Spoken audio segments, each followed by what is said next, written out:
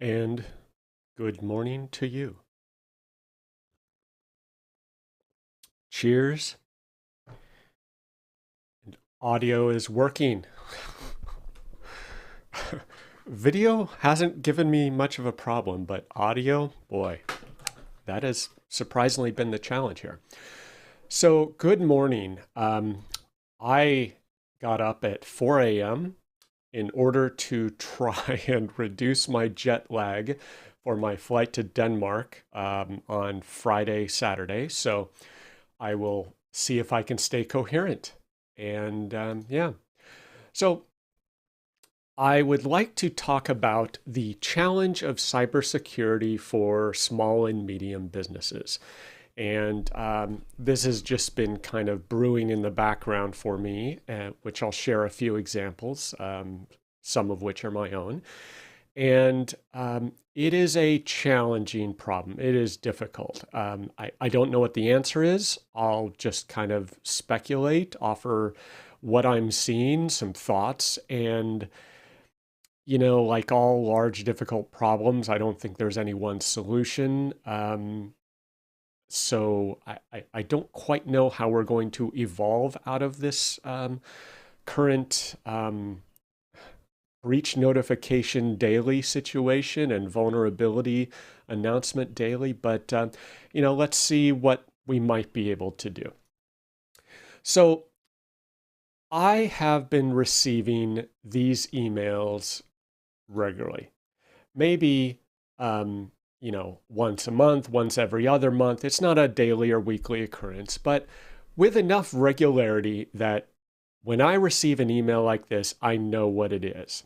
So this particular email is from a company I have done business with. They're a Microsoft partner, a Microsoft Dynamics partner. Maybe they do other things, but they do Dynamics work. And I've either received a sales inquiry from them asking for a price list, asking for trial software. They have some type of Dynamics customer that wants one of the ISV solutions I sell, or I provided them a support assistance for one of their existing customers that use my software. And so when I get this email, I just yep, it's one more Microsoft Dynamics partner that has had their Office 365 account compromised. And so I've seen this enough that I know what's going on. Someone in their organization, presumably. Now, context, I don't think this is a fake email that was, constructed and sent as a spoof via SMTP. I believe these are legitimate emails because it's got the footer. It's, I've checked the headers, the full bit. So somehow someone in their organization fell for a phishing email, a PDF, a fake Office 365 login. They're just everywhere, very prevalent. And once someone gets in their account, they compromise it, they dig in, and they start sending out these phishing emails. And if I click on that link to get access to the file or the document that the email claims to share, in my experience, it will prompt me to log into Office 365. It'll look legitimate or, semi-legitimate. And if I go and try to log in, there goes my Office 365 account with caveats, right? And so this account has been compromised, and I've learned I cannot reply to this email because once the email account is compromised, the attackers are monitoring the email account. And years ago, I replied and said, hey, looks like your email has been compromised. Well, I quickly got a reply. It's like, oh, no, it's not compromised. Sorry, it's totally fine. Well, it was the attacker who was replying. They were monitoring the email, replying, then deleting the email. So the actual true recipient never received these alerts or notifications. So they're very good, many of them. And so this partner has been compromised. And I'll come to this later, but suffice to say, this partner's Office 365 infrastructure, everything, consider it compromised. OneNote, SharePoint, CRM, Business Central, everything. Keys to the kingdom through the single Microsoft login. And yes, there are potential mitigating factors that can be in place to prevent traversal, but think about that. And the corollary to this is, oh, I use the cloud, I'm secure. No, definitely not.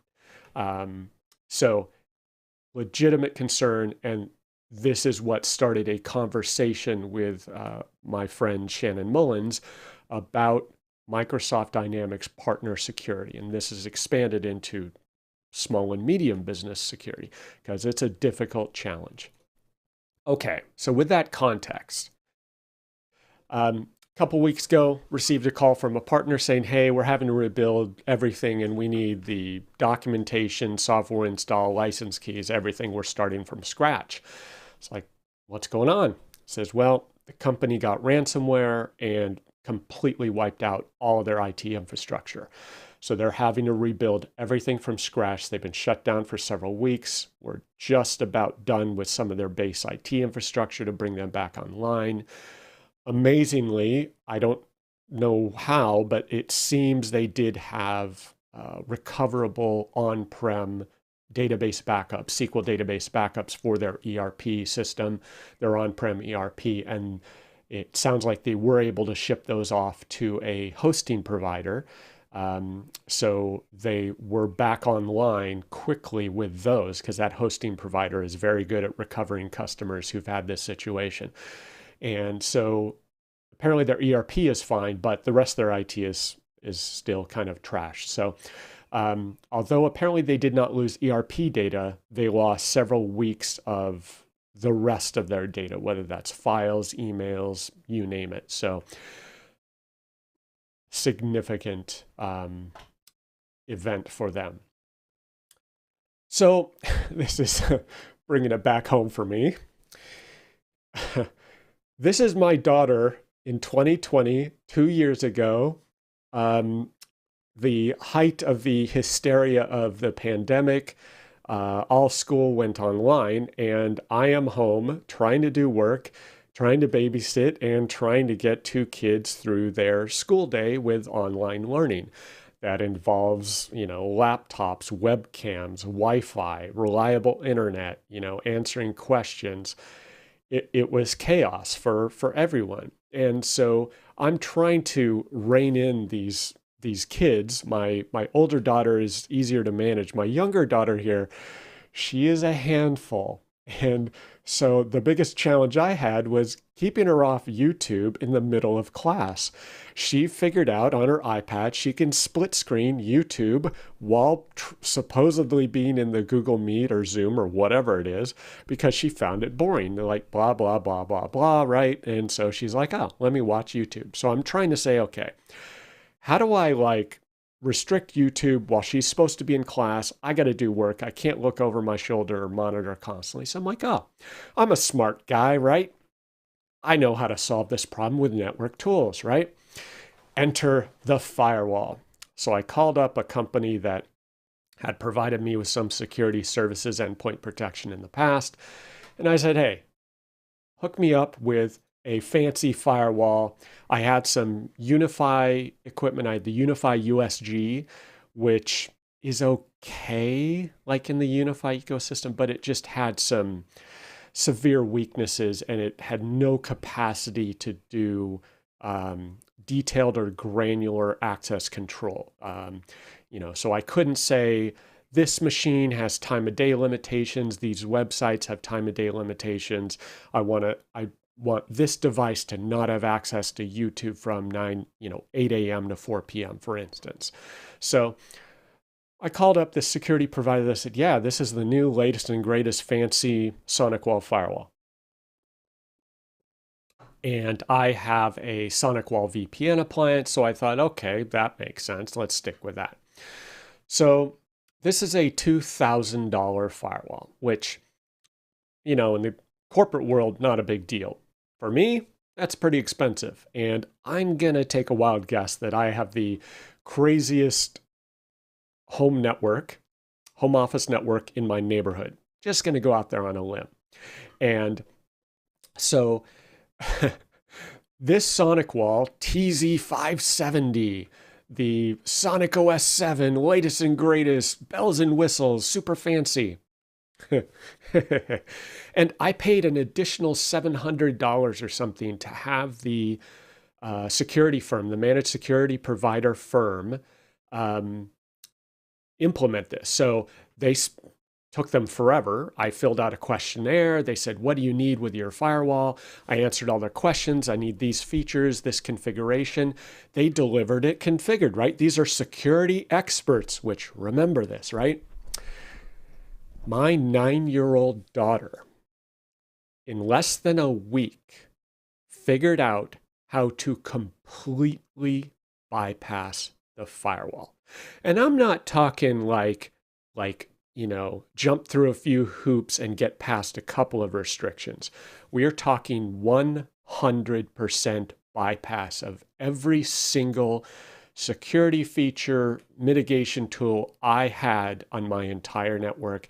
It's as if she was at Starbucks on the Wi-Fi. She could do whatever she wanted, whenever she wanted from a school iPad.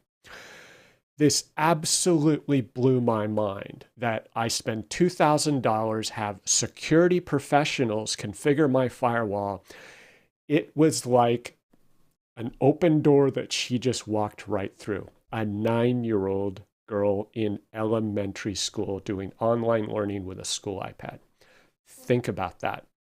It took me over a year to figure out how to control the behavior and the access of that school iPad. Turns out it wasn't just her being brilliant. Turns out that the school iPad was configured in such a way that it's proxying out and negating any internal network security I have. And it took me over a year to figure out how they had it configured and how to block that proxy. And 9-year-old, just saying, this is the challenge of SMBs. Fast forward 2 years later, she's now 11. And let me tell you, her skills have not decreased. So this is her. I've kind of picked up on this theme of her being clever and her wanting to bypass restrictions. So I said, okay, let's just embrace this and let's run with it. So this is her with my 5-year-old ThinkPad. It was pretty unusable with Windows just because of the RAM limitations and the processor. So I learned about something called Kali Linux. And I was like, oh, that's kind of cool. And if you've seen some of my prior live streams a while back, I talked about password cracking. And that's when I learned about Kali Linux. I was like, wow, this is a special distribution of Linux that is pre-configured to have all the security, monitoring, pen testing, network sniffing, you name it, all of the industry standard network security tools on Linux pre-installed. So you can take a USB stick with this ISO image or the Linux distro on it, and in less than 15 minutes, you can be up and running with a fully working Linux distribution, all the tools you need to be a security professional. And this is just the industry standard. It's amazing. And you can put this on a Raspberry Pi. You could put it on a little tiny mini Raspberry, whatever they're called. You can put it on a VM. You name it, it's phenomenal. So I had this Kali Linux distro installed on a laptop. I said, Sarah, let's hack our Wi-Fi. She says, sweet, I'm in. So here we are on like a Saturday morning, hanging out. I plugged it into the projector in my home theater. So it projected up on screen so I could see what she's doing, and she was on the keyboard. So in less than 30 minutes, she hacked our Wi-Fi. And I don't mean just our Wi-Fi like consumer grade Wi-Fi.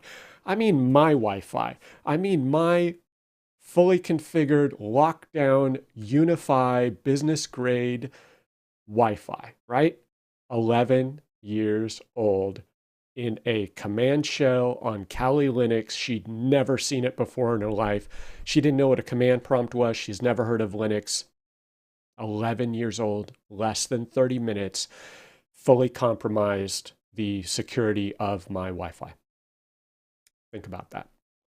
Now, if you have really good vision and you look closely at this, in addition to learning how to hack Wi-Fi, how to extract the password, and how to crack the password in order to gain access to the network, one very, very interesting thing that I've mentioned in a blog post about this process is there is a step in the instructions where it says, kick a wireless device off of the network and force it to disconnect.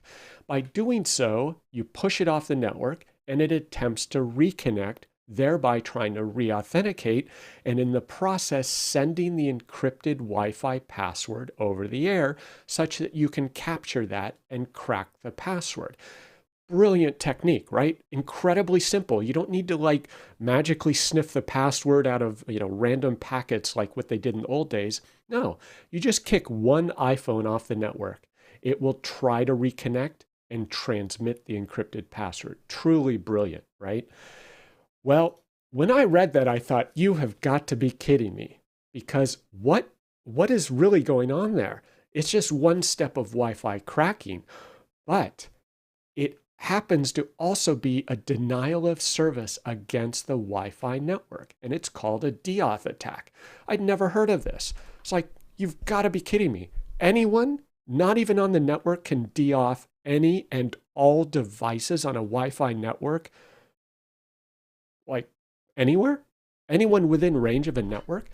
Yep, it's a real thing. I thought this was the most absurd, preposterous attack on a network I'd ever heard of.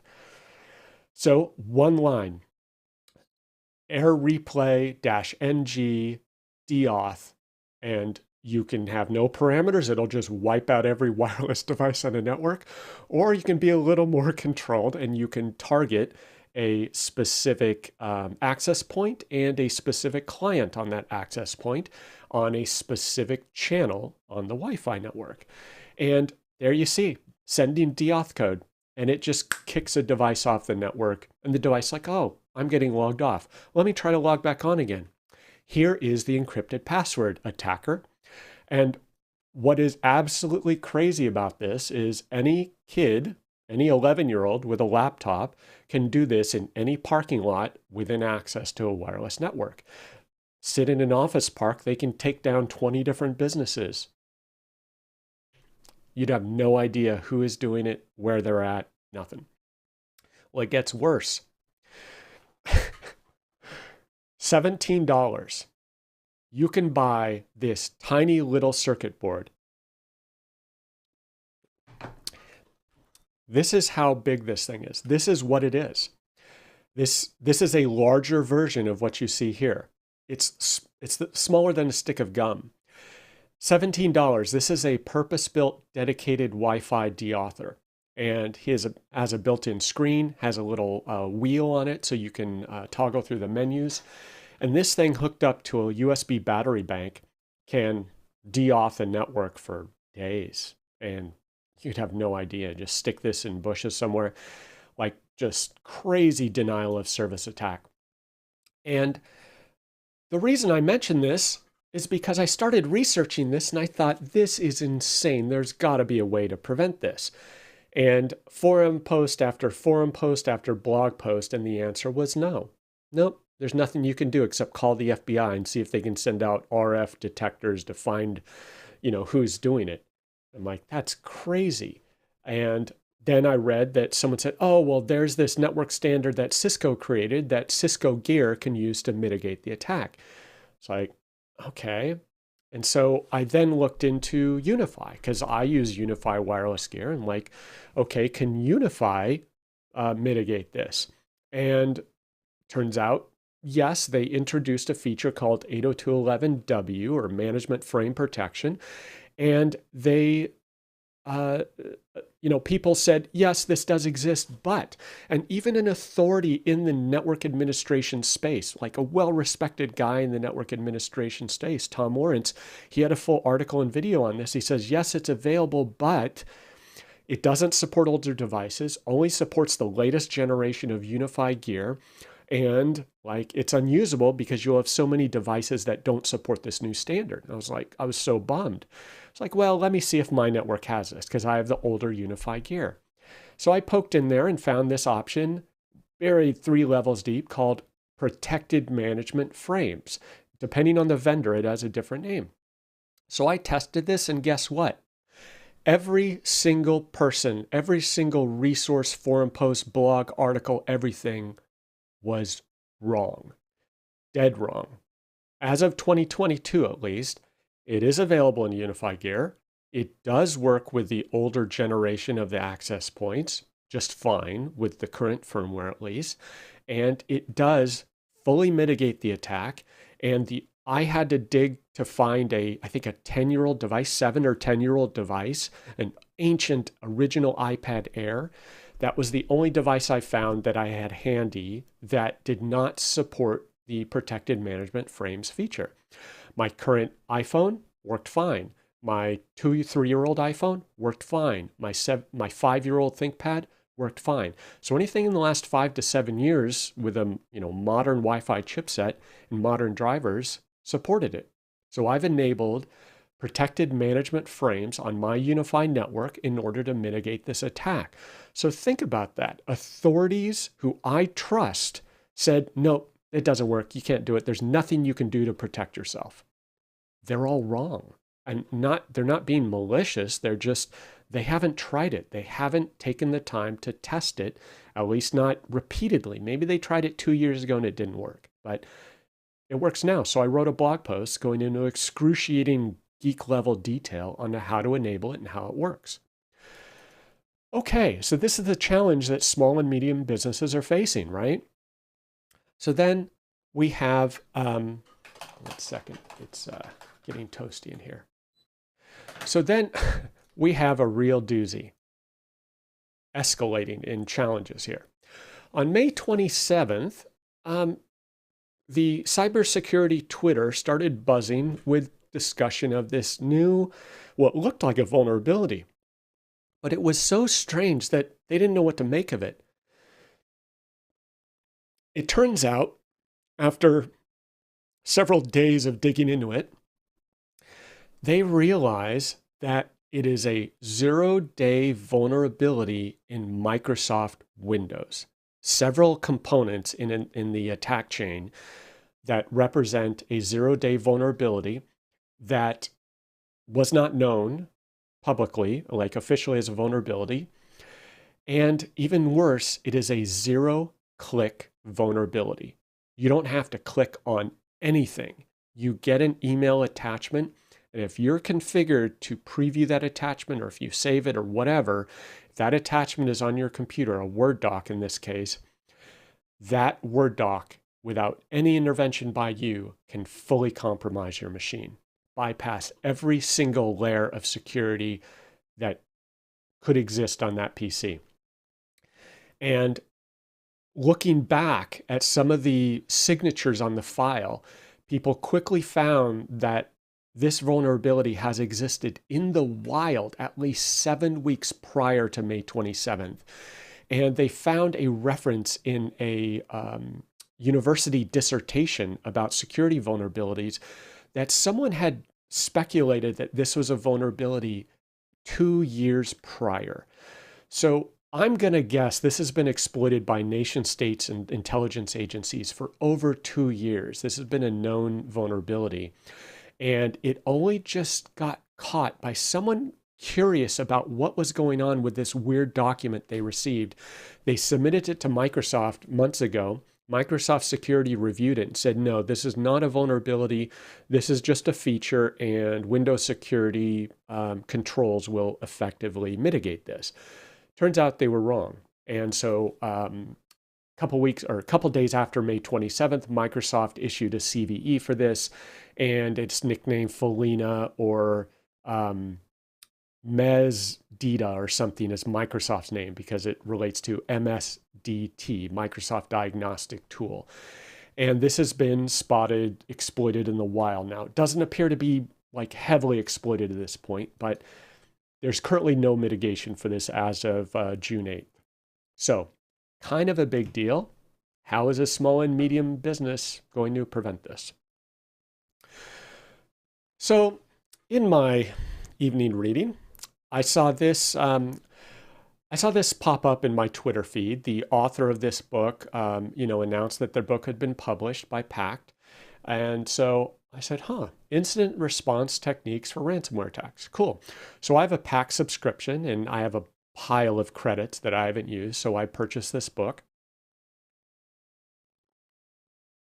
And it's a fascinating book, a great read, just if you're even remotely interested in this stuff. And it's not super technical. It is great layman terms explaining what's going on in the ransomware industry. And he talks about ransomware as a service, basically talks about the evolution of attacks and then how it's turned into ransomware and how it's now evolved into ransomware as a service. And it does a great job sharing like what your attacker looks like. So when you hear about a multi-billion-dollar public company with millions of dollars in cybersecurity resources available to them, when they have had a ransomware attack, data exfiltration, and data leak threats, this is the desk of their attacker. This is what it looks like in the basement of whatever, hovel the attacker is living in some foreign country. This is an actual photo of someone in a ransomware gang. And, they just got some trashy PC thrown together with parts, junk all over the place. And this is the level of technology required to infiltrate, attack, and fully compromise a multi-billion-dollar company that spends tens of millions of dollars on cybersecurity. I don't even what do you say about that, right? So when you see these fancy data centers and security centers and NOCs with giant monitors on a display and this team of security analysts monitoring, just think of this photo as being representative of this is how someone operated to breach all of those defenses. So the ransomware industry and the ransomware as a service is fascinating. And this author describes that these threat actors, they're basically just like general contractors. Like, hey, I want to build a house. I need a concrete guy, a framer, a plumber, an electrician, a roofer, windows, cladding, siding, whatever, insulation, you name it, different subcontractors. Well, ransomware is the same way. You have the threat actor and they say, hey, I need an initial access broker. Does anyone have access to healthcare industry in the United States over $500 million in revenue? And they'll get people saying, yep, I've got 3 of those right on tap. They've already been compromised. So they have access, but they stop there because they didn't want to get detected. So they sell that initial access to the threat actor. Then the threat actor says, great, now I've got access. Now I need privilege escalation. Hey, I have a healthcare company, $500 million. I need privilege escalation in their network. 3 people say, yep, we can do that. We're on tap. We're ready to go. Then we need evasion. Yep, these guys can come in and do the threat, the security evasion. And then we need data exfiltration. And they assemble a team from this disparate crew of hackers or whatever around the globe who will work together in order to share the ransom. So you get 20%, you get 50%, you get 10%. We're going to split the bounty and we're going to work together to penetrate, attack, exfiltrate, and ransomware this organization. So it's not personal, nothing personal, it's just business, right? It's a truly staggering framework and economy that exists globally. So I just did some searching on small and medium business risk. And this is from 2019. This is a Microsoft 365 article. And it's a little outdated in that, but I think it's still on point. Small and medium businesses have a challenge because they can't afford dedicated IT staff. Even if they could, they don't have sufficient computer and network security. They don't have sufficient skill sets to support the level of expertise required to defend against this stuff, right? Many don't have a backup plan. The customer I mentioned who had ransomware lost several weeks of data. I mean, it is really hard to have an enterprise backup that gets everything from your SQL databases to your servers to your workstations to your email, you name it, right? Small businesses are comparatively easy to attack. No surprise. If my 9-year-old can get through my firewall, come on, what chance do I have defending myself against a targeted attack against my business, right?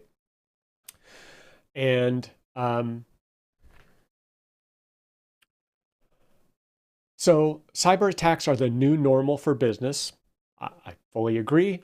And this statistic has gotten worse. Small businesses are the target of 43% of target attacks. And take any of these statistics with a grain of salt. These are just wild guesses based on a limited subset of data based on some random survey that someone did. Case in point, Coveware is a cybersecurity firm. I need to look at exactly what they do, but they publish a great newsletter, a quarterly report on ransomware, and they give you kind of the state of ransomware as of this quarter.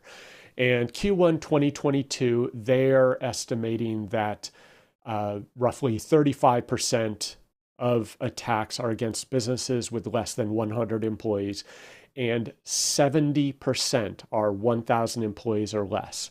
And so that definitely is a wide swath of the small and medium business. So, over 100,000 employees, there just aren't that many of those. So this is kind of a misleading discussion of small and medium businesses. If small and medium businesses represent the bulk of the economy, well, it makes sense that they're going to be the bulk of the targets in these attacks. So, but they say ransomware continues to predominantly be a small, medium-sized business problem.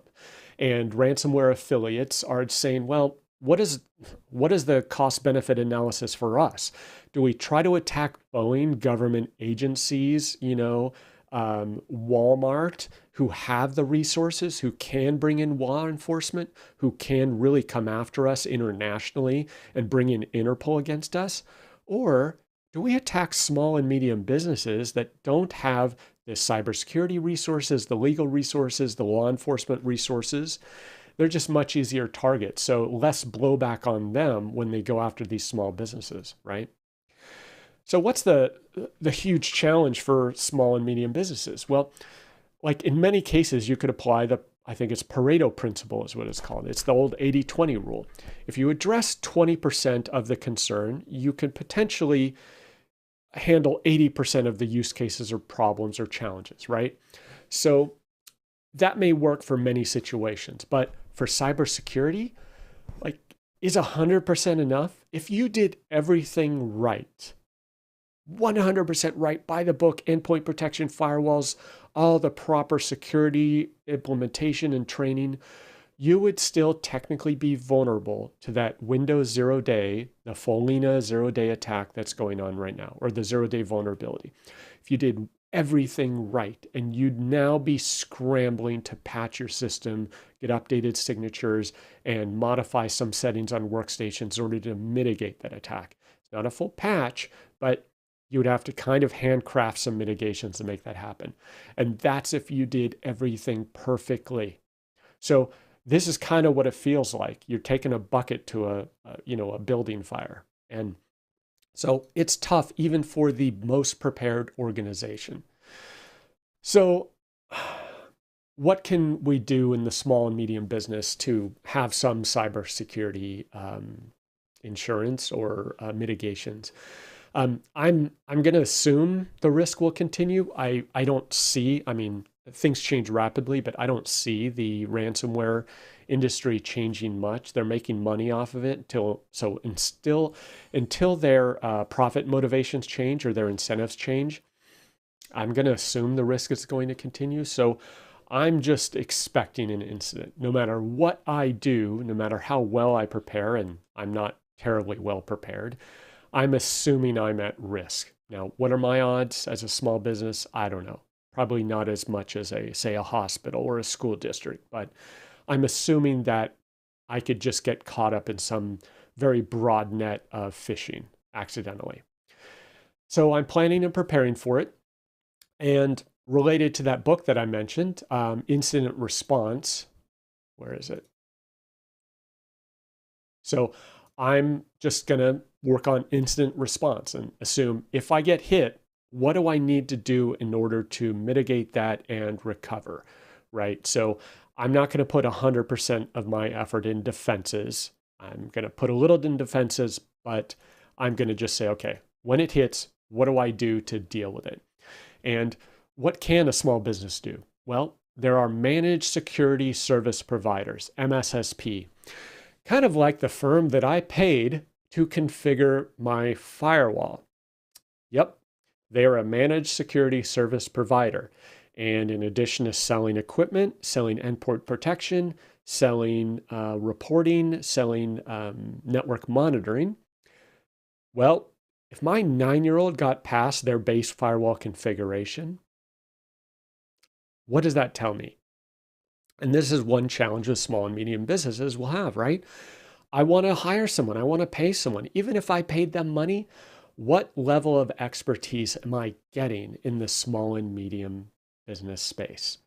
And clearly, the firewall that was delivered to me was not configured to deal with an insider threat, a 9-year-old insider threat.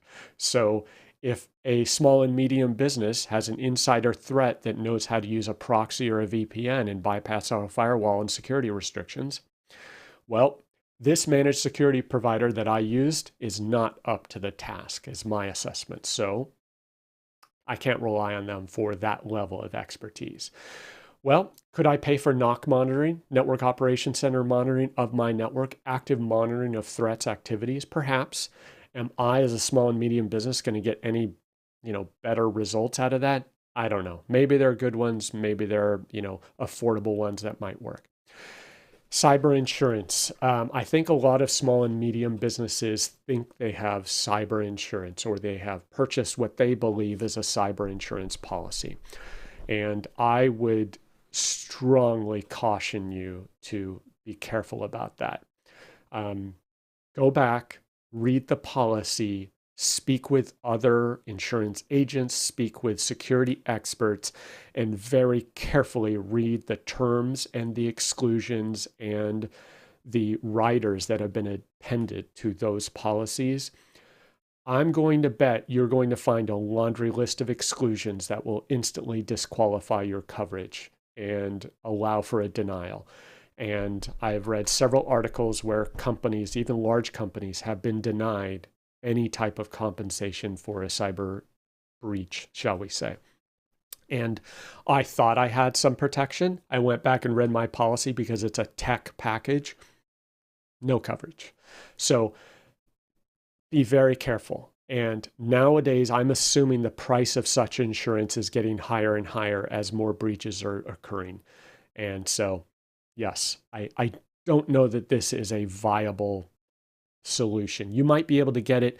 Will it be of any benefit when your network is breached and wiped and ransomed and all your data is disclosed on a dark web portal? I don't know. I would not rely on it personally. Okay, so additional challenges for SMBs in my experience. Availability of enterprise solutions. You may read of some fantastic endpoint protection product, but in my case, I heard of this product called Cylance. I was like, wow, that sounds kind of cool. It's endpoint protection that does not use signatures. It uses a behavior analysis of certain APIs, certain activity on the OS, on the system. It monitors those behaviors and says, that looks a little fishy. I'm going to block it based on the rules of the profile you have configured. I called up Cylance and they said, no, sorry. We do not offer it for anyone over, say, 1,000 seats or whatever the number was. And it was a pretty high bar, like 1,000 seats. I was like, are you serious? Because they didn't want to deal with the small and medium business. So fortunately, they referred me to someone, or I asked around, and that's how I found my MSSP. They happened to be a Cylance reseller, and they were willing to incur the cost of dealing with people like me who were clueless and have the 5, the 7 endpoints that I wanted to protect with Cylance. And so that's a big challenge I've found with enterprise solutions. Like, they won't even talk to small and medium businesses. Then services are the same way. Oh, you're a small business? No, we only deal with companies who want to protect more than 500 endpoints, right? Like, just the marginal cost of dealing with larger businesses is much more cost effective for them, much better ROI than small businesses. I found the cost of most services so far, like subscription services, isn't significant. So endpoint protection can range from, say, $3 to $10 per endpoint, which doesn't seem too bad for, say, 5, 10, 15 endpoints. It can get more expensive for other services, but some services, such as an audit, a security audit, security review, security certification, I'm assuming those get expensive, because they're used to dealing with an enterprise client, and most firms don't scale down to a small and medium business very well. Like, there really just isn't a market for security certification of a 10 endpoint network. And I mentioned the quality of service. If my 9-year-old can bypass what they consider to be a proper firewall implementation, like, yeah, they may audit your network, but how good is that assessment? I don't know. And then effectiveness. Even if you do all these things, how effective is it going to be for your small and medium business, where you may have people doing multiple roles, needing elevated access? I don't know. And then training and compliance is a huge factor. So phishing training, security awareness training, fraud training, those are things that enterprises do with their users on a regular basis. They have an entire security team to help implement those programs. Small and medium businesses, very little chance of being able to afford to do that. So it's tough. So that's kind of the doom and gloom, the challenge we're facing. Okay, let's try to think positive. What are some opportunities? Well, improving awareness. Just me talking about this, at least you're kind of aware of the potential threat, the risk, that there are some things you can do. How do these things work? How does a cyber attack work? What are the ransomware as a service brokers, and what is the threat level? I'm assuming I'm not going to be the target of a nation state, but I will be the target of some opportunistic ransomware initial access broker trying to probe my network to see if they can get access. Then they'll sell that on the marketplace for someone else to then elevate that into a full breach, right? So now that I kind of understand that, I'm like, well, is there an opportunity to develop some internal expertise? And you don't have to be an expert, but hey, have someone in your firm read a few articles, attend a few webinars, talk to a few vendors, just learn a little bit more about it just to elevate your understanding of how this process works. So it's not, some, mysterious voodoo of someone waves a magic wand and your network is breached and everything is deleted. It's not necessarily how it works. And so maybe there are clues you could pick up on. Yep, we've got symptoms. We need to call someone. That's better than waiting 3 weeks and having a full breach than, calling someone right away, perhaps. Maybe you can form partnerships and say, well, we are a partner in the Microsoft environment, and maybe we need to partner up with a firm that offers security services and have a complementary service for us and our customers, right? That's an option. And, if you have the resources, if you have some IT staff, if you have a department that might be able to handle it, maybe you look into hiring and training a cybersecurity analyst. If you're going to be spending tens of thousands of dollars a year to mitigate the risk, well, maybe there's some benefit of having that resource, that expense internal, rather than paying vendors to do all of that. Your internal analyst may not handle everything, but maybe they're a part-time, maybe they do other IT and they're a part-time analyst, and they can help manage, maintain, and mitigate some of those risks. Maybe implement monitoring, maybe maintain those things that require daily, weekly, monthly care, right? And maybe it's just all an opportunity for a new mindset and offer. So if you are catering to small and medium business as a partner in the Microsoft ecosystem, maybe this is an offer that we need to make.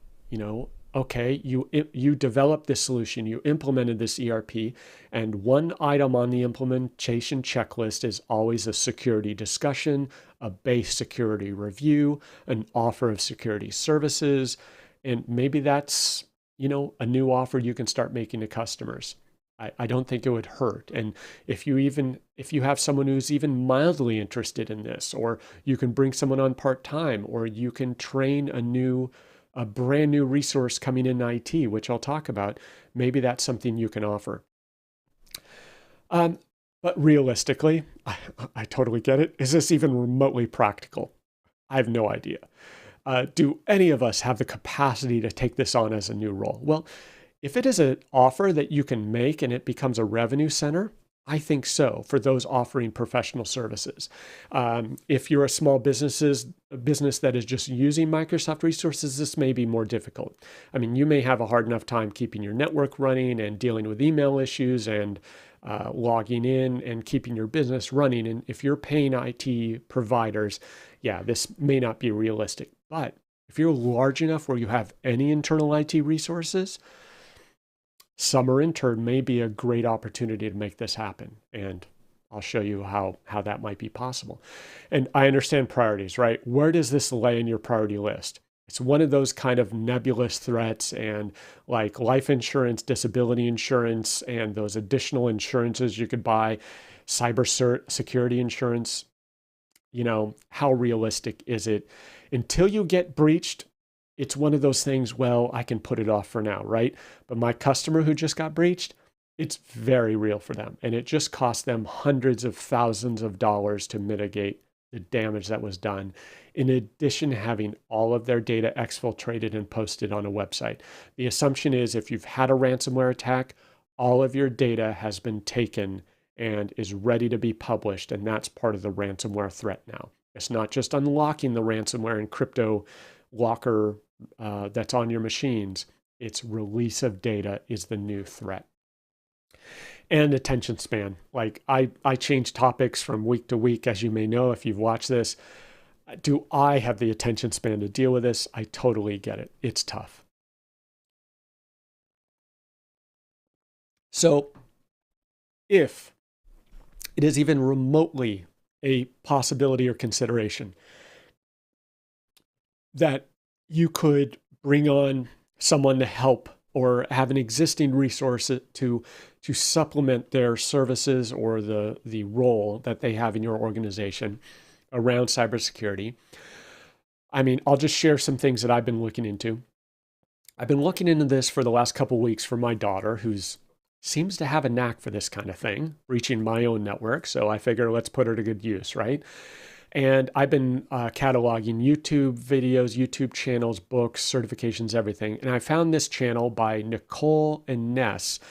And she has just some fantastic videos because her focus, and she does a great job of targeting this message, is, hey, you want a job in IT? You want a job in tech? You want a job in cybersecurity in the cloud?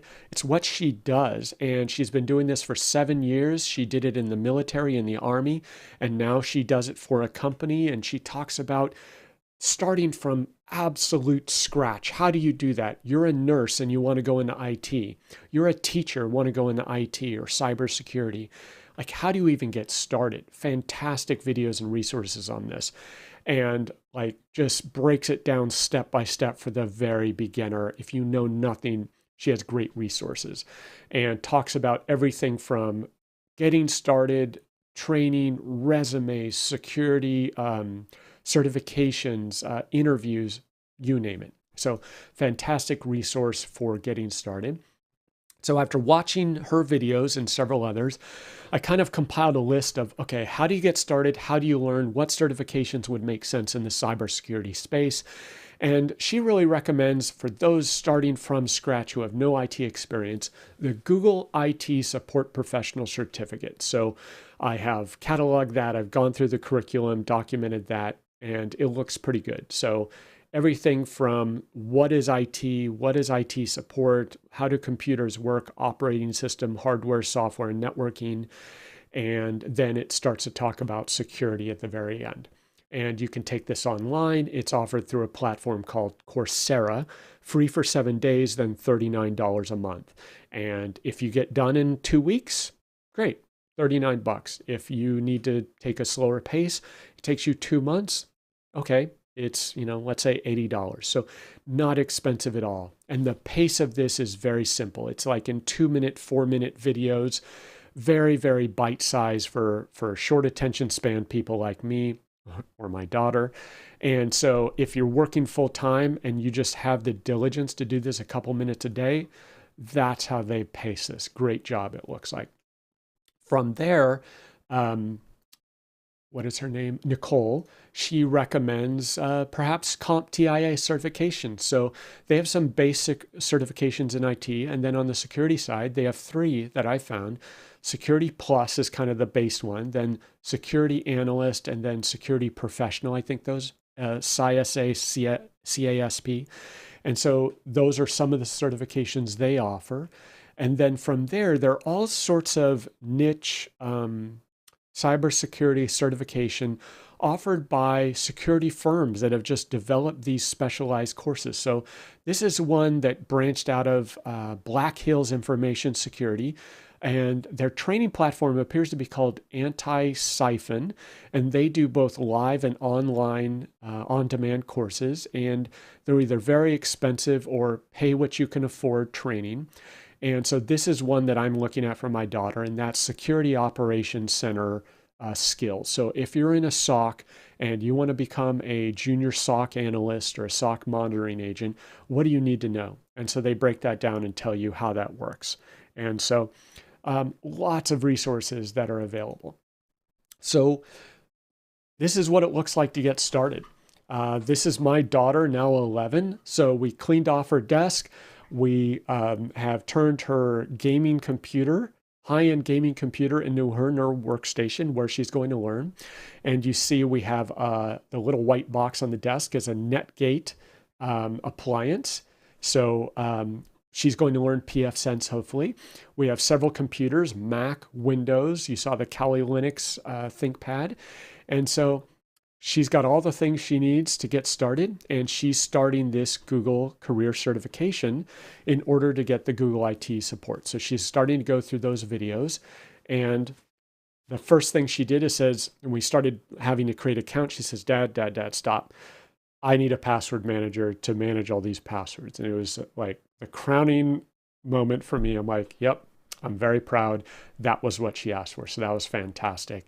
So she's just getting everything configured. I told her what browser plugins to get started with. She's learning Chrome, browser plugins, security practices, phishing, creating safe online accounts, and she's taking the Google IT certification. at 11 years old. So you don't need a lot of, background skills to get started, right? Just need to have some interest and some discipline. So I'm going to have her do that this summer. And on my side, I'm looking into this. This is a huge, huge industry. Cybersecurity is not just one thing. It is dozens of different skill sets, dozens of different highly, highly specialized expertise areas that are very deep. I mean, you could spend an entire career basically on network security monitoring. So you see that first book there? So I bought this book. I buy just used books on eBay for a couple of dollars each. So I bought this. Turns out this is 700 pages. 700 on network security monitoring. And it turns out to be a very advanced tome. Runts, giants, throttles, IPCAD, interface monitoring. I mean, it's super hardcore, well above my level of expertise, but it'll be a good reference for me, perhaps.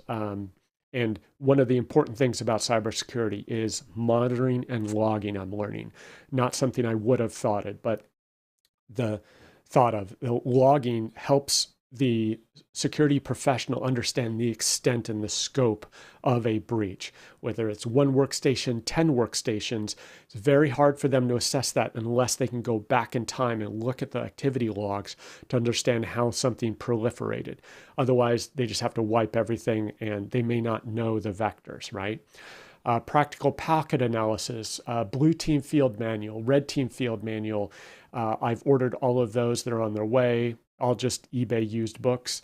And I bought these other packed books through a Humble bundle. It was $25 for like 26 books or something crazy like that. And so I don't expect to read all of these, but the Kali Linux for advanced penetration testing, there's a Kali Linux expert book as well in that Humble bundle. So great resource for me and my daughter as she learns how to use these tools. So, all this stuff is very inexpensive. You just need to have the interest and discipline and willingness to look into it. So those are just some thoughts and the things I'm learning about the challenges of cybersecurity for small and medium businesses. It's a daunting task, but I don't see it going away anytime soon. So I think we need to figure out how to deal with it, how to embrace it, roll with it, and make it an offer to customers if you're in the consulting space. So with that long rant, hope that was of interest to some of you. And be safe and do some learning, try to lock things down. Have a good one.